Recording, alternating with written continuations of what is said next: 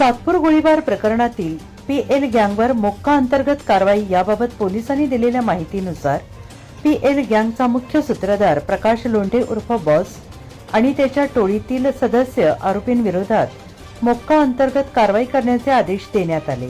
PL गँगचा मुख्य सूत्रधार प्रकाश लोंढे आणि त्याच्या टोळीतील सदस्यांनी गुन्हेगारी टोळी निर्माण करून एकट्याने किंवा संघटितपणे हिंसाचार, अवैध शस्त्रांचा वापर करून धाक दाखवून आर्थिक फायद्यासाठी हप्ते गोळा करणे तसेच खंडणी वसूल करणे या प्रकाराचे बेकायदेशीर कृत्य चालू ठेवलेले असून नियोजनबद्ध कट रचून गुन्हा केल्याचे तपासात निष्पन्न झाले आहे।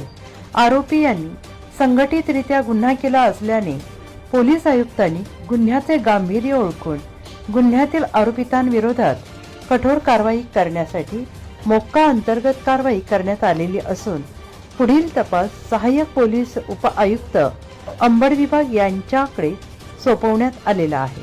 पोलीस आयुक्त संदीप कर्णिक यांनी शहरातील जे गुन्हेगार त्यांच्या गुन्हेगारी वृत्तीपासून परावृत्त होणार नाही त्यांच्यावर मोक्का, NPDA आणि इतर कायद्यान्वये प्रभावी कारवाई करण्याचे संकेत दिले आहेत। NCN न्यूज साठी रोहन तानी, नाशिक।